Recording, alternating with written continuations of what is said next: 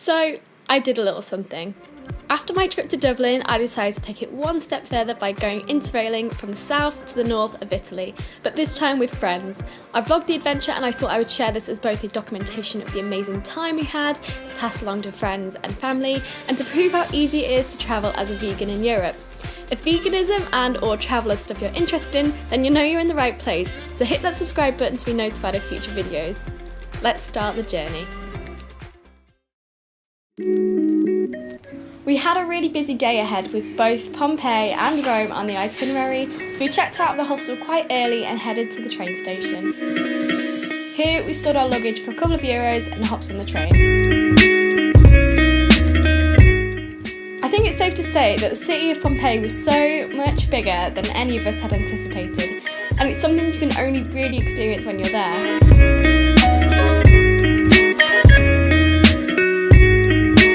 It's really well preserved considering the volcano had erupted over 2,000 years ago. Next time though, I would probably recommend a tour, as there's a lot of interesting things to see, and also because we had got lost in Pompeii several times.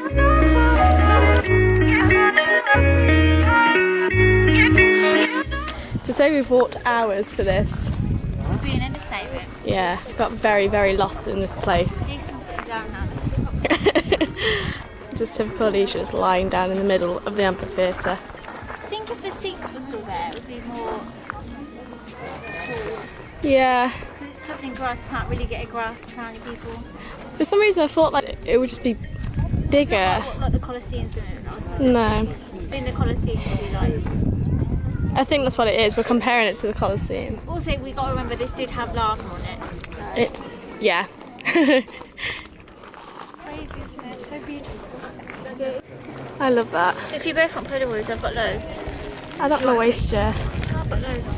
Sure. Yeah. I probably want to do one when I'm less blistered on my face. Yeah, I think I'm always going to be sweaty though. It's trouble. Pompeii is definitely a full day excursion in itself, so that's something to consider if you decide to visit.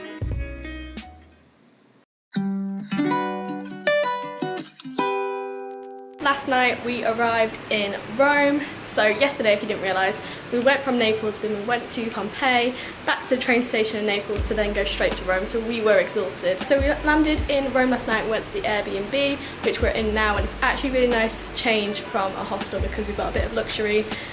We have our beds, we have a kitchen, and it's a little bit more confined and just a little bit more cosy, and we can actually eat proper food instead of relying on bread and all the cheap sort of goodness that we could get. Really beautiful place. So it's 3 beds in this room. We thought we were getting the whole apartment, but that doesn't really matter. We are sharing with some other people, but it doesn't seem like they're around that much. Not that it matters. I'm very, very burnt. I feel so disgusting. Dean Martin. Here we go. That's what I like.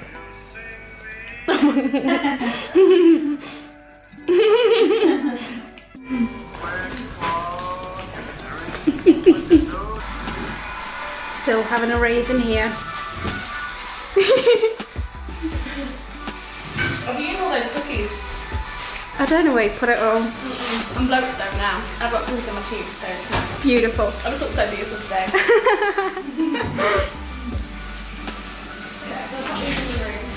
After a pretty chill morning, we then headed out to central Rome to be the typical tourists that we came to be. And you guessed it, we decided to do that by joining yet another free walking tour. Despite the tourist attractions being so tourist heavy, it didn't take away anything for me. The Trevi Fountain was simply amazing, and although hard to get good pictures because of the number of tourists that were there, I still wouldn't recommend missing it.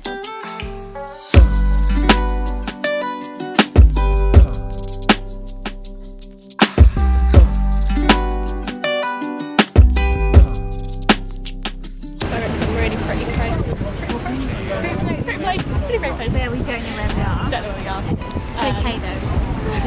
The tour's over there, but our feet hurt.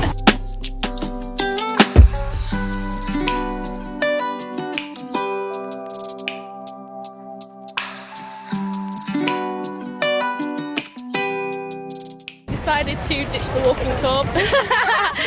I just interrupted her conversation. We ditched the walking tour because... As I was saying, we ended up ditching the walking tour at the Piazza Venezia because morale was low and we wanted to get those pictures. Work it, girl! Best thing about this friendship group is we have friends that are dedicated to getting on the floor to get the best angles. Hey, more coming. Such tourists.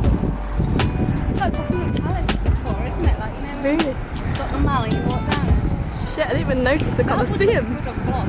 Yep. It is recording. I've got a good one, guys. I've got a good one. It's like the mall. Awesome. Oh, that looks nice. No, grazie. Obviously, we couldn't go to Rome without seeing the Colosseum and getting a Polaroid picture to show for it. We also found ourselves at the Pantheon, which is completely free to go in for you to be in awe at the marble and the architecture and the tombs of past kings.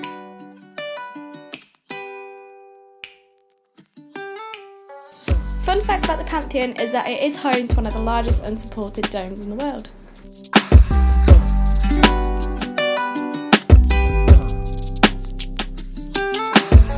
Turn, girl, work it!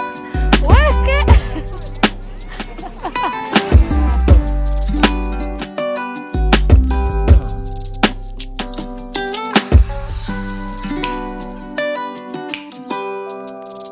As for our last stop, if you hadn't guessed it, We are at St. Peter's Basilica.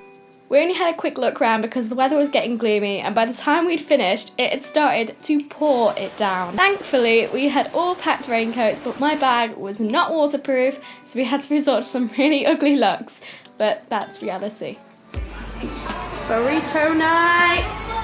With the rain being, well, rainy, we then headed back home and ended the night on some type of vegan burrito night. Thank you so much for watching the second video of this interrailing trip of Italy. I hope you enjoyed it and found it useful. In my next video, we're exploring Florence, Venice and Verona, so do subscribe to be notified when that goes live.